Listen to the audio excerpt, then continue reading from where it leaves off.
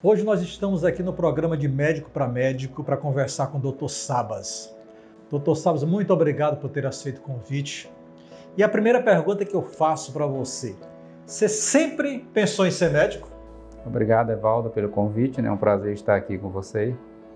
Não, na verdade, como eu tinha boas notas em matemática, física, na verdade eu fiz um ano ainda de engenharia civil, então meu primeiro curso foi engenharia civil, mas no segundo período do curso me desanimei com algumas disciplinas da engenharia e aí resolvi parar o curso e estudar novamente para fazer medicina. Então, quando você ingressou, você pensou que ia ser um grande engenheiro? Pressionado com ponte, prédios, grandes estruturas. Teve uma disciplina específica que chamava geometria descritiva, que era muito abstrata, e eu não via um sentido prático para aquela disciplina. E eu fui conversar com o professor para saber o que é que aquela disciplina iria contribuir para construir uma ponte ou um prédio, e ele não conseguiu me explicar isso. Então isso me deu um desânimo. E eu sei que desisti do curso e a partir daquele momento eu abandonei o curso e fui estudar novamente. Mas quando você pensou, olha, você era bom em matemática e física, queria seguir mais ou menos alguma área das ciências exatas. Como é que entrou a medicina? Porque a gente pensa que é uma coisa bem assim, oposta, né? Quer dizer, se você é bom de matemática e física, não é bom de biologia. Quem pensa em fazer engenharia não pensa em fazer medicina. Quando é que teve esse, não, vou fazer medicina? Como eu tinha tido uma nota muito boa para a prova de engenharia no vestibular, e eu fiquei procurando as outras carreiras todas. E eu digo, não, vou tentar medicina, não é possível que não dê certo. Na minha família não tinha ninguém médico da minha família e não houve não tinha nenhuma pretensão antes de saber que ia fazer medicina mesmo. Então aquela foi uma decisão por opções. Eu fui excluindo e certo que eu fiz uma escolha muito boa, depois desses quase 30 anos, acho que eu fiz a melhor escolha da minha vida, foi realmente ser médico. E geralmente quando você está no curso de medicina, você passa por várias disciplinas e você pensa em fazer pediatria, em fazer ginecologia, fazer cardiologia. Durante o curso de medicina, você já pensava em alguma especialidade específica? Eu fui cardiologista, acompanhei muito tempo o Dr. Rosino na UTI aqui dos hospitais. Fiquei muito tempo na maternidade, nos plantões, então depois me apaixonei pela ginecologia e obstetrícia, mas a paixão maior com a cirurgia geral veio quando eu comecei a frequentar o pronto-socorro. Então, o pronto-socorro, aquele movimento de operar pacientes traumatizados, da urgência, de resolver o problema cirúrgico agudo, aquilo me empolgou e eu decidi naquele momento que ia fazer realmente cirurgia, desistir da cardiologia, que era uma coisa que eu gostava muito. E outra que eu quase também fiz foi reumatologia. Foi outra disciplina que me empolgou muito, pelo professor Budaruigi, que é um professor fantástico, que nos estimulava muito. E andei muito perto de fazer reumato, muito, muito perto.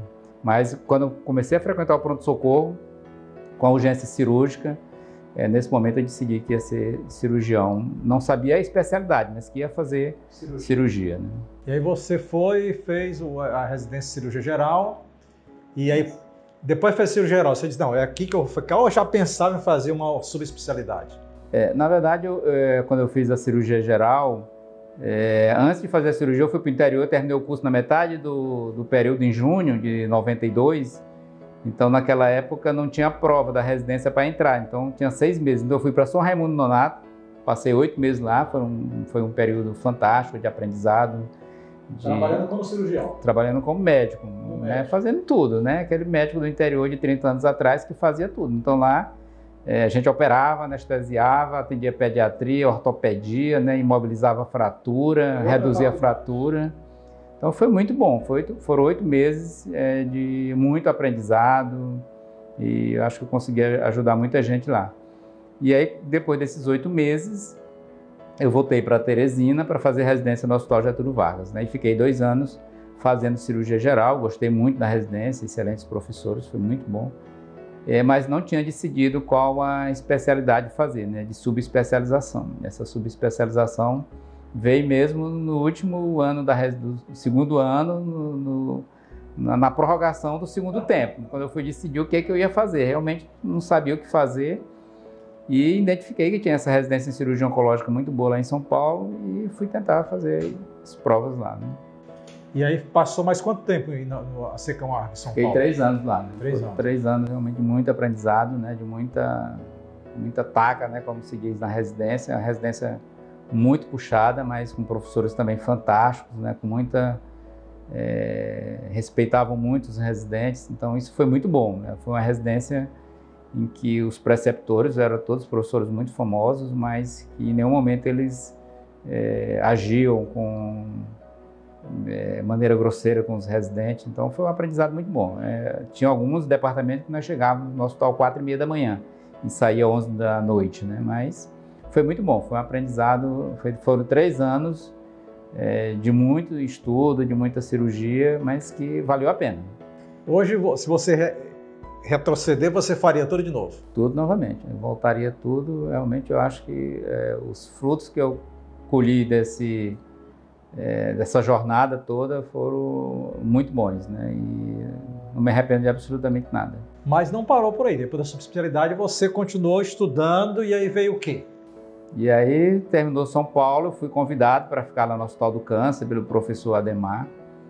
E ele me chamou lá no departamento, e tinha vaga para ficar lá. E aí eu resolvi vir embora. Eu disse, não, professor, vamos embora para o Piauí precisa de cirurgião oncológico. Nós tínhamos poucos cirurgiões oncológicos aqui no Piauí, muito pouco. Acho que nós tínhamos 4 cirurgiões oncológicos só.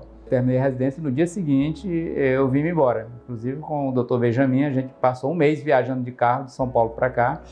O dinheirinho que sobrou, que a gente conseguiu juntar lá dos plantões, né, nos finais de semana, nós torramos todo numa viagem, que foi uma viagem fantástica. A gente veio de carro, num Golzinho 1000, sem ar-condicionado. Mas foi muito bom. Passamos um mês viajando para chegar aqui no Piauí. Aí saíram de São Paulo e foram aonde? Conta essa viagem. Você saiu de São Paulo e... Fomos de São Paulo e Rio de Janeiro, né? Depois de Rio de Janeiro ele foi para o Espírito Santo. Mas assim, você chegava no Rio de Janeiro, você tinha o quê? Tinha hotel, tinha pousada? Não, tinha um carro. Tinha um carro e ia procurando tudo que fosse barato. Então era uma aventura sem roteiro. Então a gente chegava no lugar, gostava, ficava mais dia ou menos dia, e onde fosse mais barato. De certo que a gente chegou praticamente um mês depois, passando pelo Rio de Janeiro. Você foi Rio de Janeiro, depois Espírito Santo. Bahia, depois a gente foi para Recife, e aí em Recife o dinheiro acabou e a gente tirou de um tiro só de Recife para Teresina. Chegamos aqui no Piauí de madrugada, com chuva, mas foi uma viagem fantástica, né? O Benjamin é um companheiro dessa jornada também lá em São Paulo, né? Mas você fez mestrado, não fez? Isso, aí eu cheguei aqui em 2018 em Teresina, prestei concurso para a Universidade Federal do Piauí, em que eu tive realmente foi um período muito bom, fiquei durante 20 anos na Universidade Federal do Piauí como professor de cirurgia e de oncologia. E assim que chegou, abriu um mestrado aqui para a Unicamp, eu fiz um mestrado na Unicamp e doutorado também na Unicamp. E atualmente você se dedica só a clínica particular, operar em hospitais? Isso. Eu fiquei aqui, quando cheguei, 10 anos no Hospital São Marcos, né, que é o nosso hospital de câncer. Foi também um aprendizado muito grande. E fiquei também praticamente 20 anos no Hospital Getúlio Vargas. E há uns 4 anos atrás também pedi desligamento. E atualmente só estou na iniciativa privada e opero em todos os hospitais de Teresina, né? E depois disso, eu sei que você já escreveu alguns livros. Você nunca parou de estudar. Já é um total de quantos livros? Nós temos 12, né? E tem mais 2 aí na forma, né? Estamos concluindo mais 2. Eu espero que no começo do ano a gente consiga publicar, né? Um desses projetos é um projeto grande, que é um livro de predisposição hereditária ao câncer, né? Que é um assunto que tem crescido muito, e a gente conseguiu juntar um grupo grande de colegas do Brasil todo para escrever esse livro, que deve ter em torno de umas 1000 e poucas páginas, só sobre câncer hereditário. E o teu primeiro livro, qual foi o tema? Foi um livro versando sobre os excessos de exames, né? Esse livro é um livro que eu escrevi sempre por aquela história que o paciente chega no consultório: doutor, eu quero fazer todos os exames. Isso foi uma coisa que sempre me incomodou, a história de excessos de exame, né? E o título do livro é Como o Medo, né, pode levar aos excessos de exames. E eu fiz um levantamento na literatura sobre excessos de exame e excessos de cirurgia. Porque na minha ótica hoje, e isso hoje agora reverbera no movimento Choose Wise, né, que é escolhendo sabiamente, que é exatamente você fazer uma medicina baseada numa evidência em que você beneficie o paciente. A gente sabe que a nossa profissão é uma profissão muito nobre, né, porque mexe com o paciente e com os familiares, e que o nosso objetivo é fazer o bem e não fazer o mal. E o que paira hoje no subconsciente coletivo é que se eu fizer mais exames, mais procedimento é melhor. Até porque todo mundo acha que no Ocidente que é imortal. Embora a mortalidade esteja aí todo dia na televisão escancarada, né, com assassinatos, com violência urbana, a pessoa do seu subconsciente ele acha que nunca vai morrer, só quem vai morrer é o outro. Então essa dificuldade que a gente tem de encarar a morte aqui no Ocidente fez com que as pessoas, né, se agarrassem tanto à tecnologia na medicina, esquecessem um pouco da medicina hipocrática de fazer o bem e não fazer o mal. Então, essa foi uma coisa que sempre me incomodou e me incomoda todo dia no consultório, é o excesso de exames.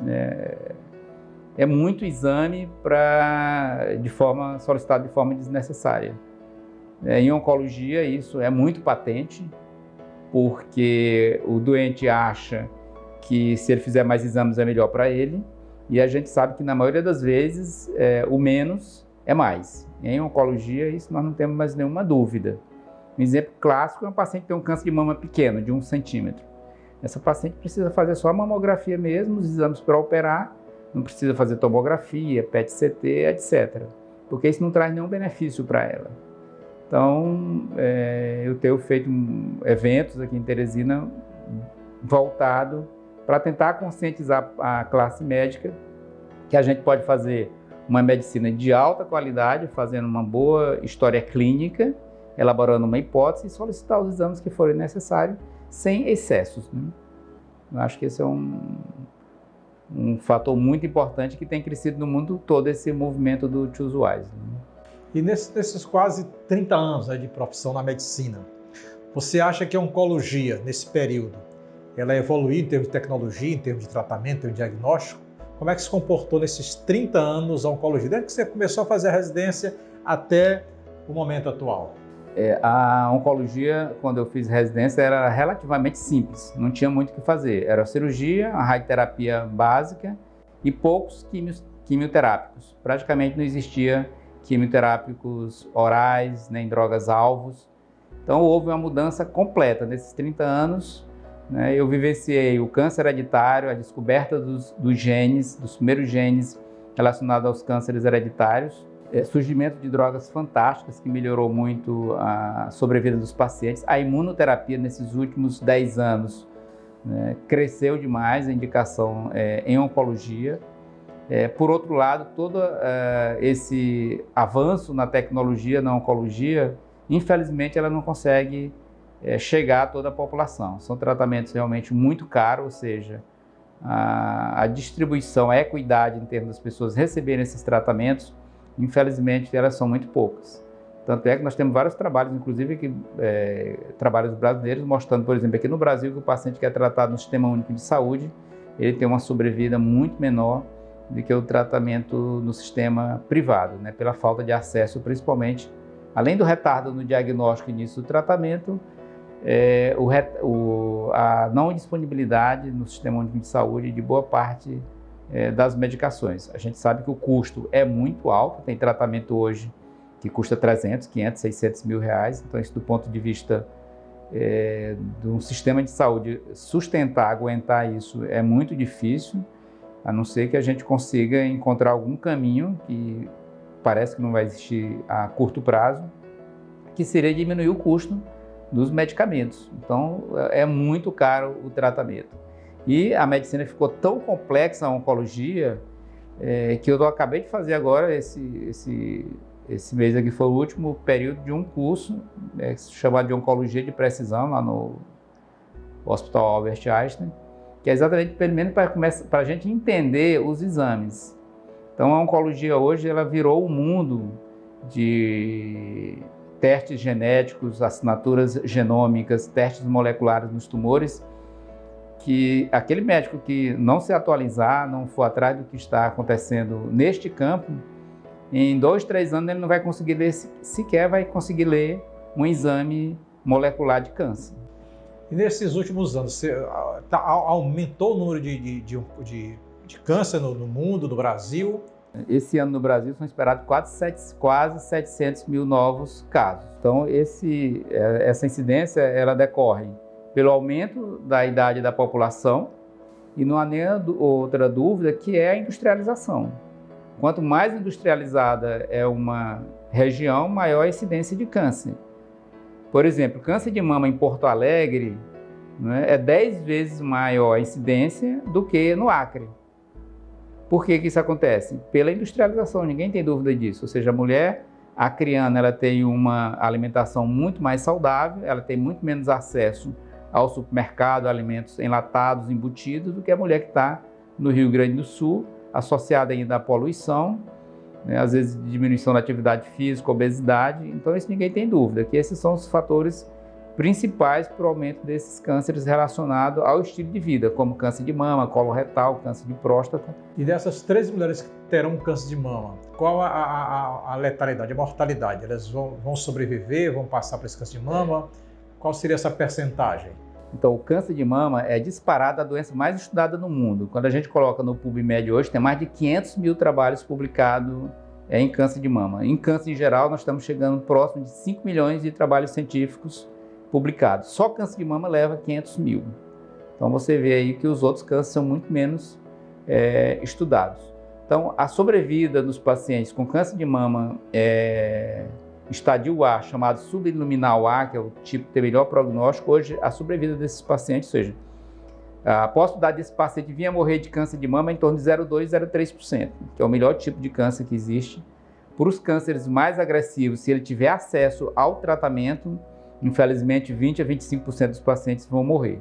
No geral, em torno de 90% dos pacientes que têm câncer de mama hoje, eles vão sobreviver e vão morrer de outra causa, e não de câncer de mama. Então, é uma doença que o tratamento cresceu rapidamente. E em 2018, portanto, há 3 anos atrás, foi publicado na Nature o primeiro caso de câncer de mama metastático curado com uma terapêutica que você tira os linfócitos do paciente, praticamente treina esses linfócitos para combater o câncer, reinjeta no paciente e essa paciente ficou curada.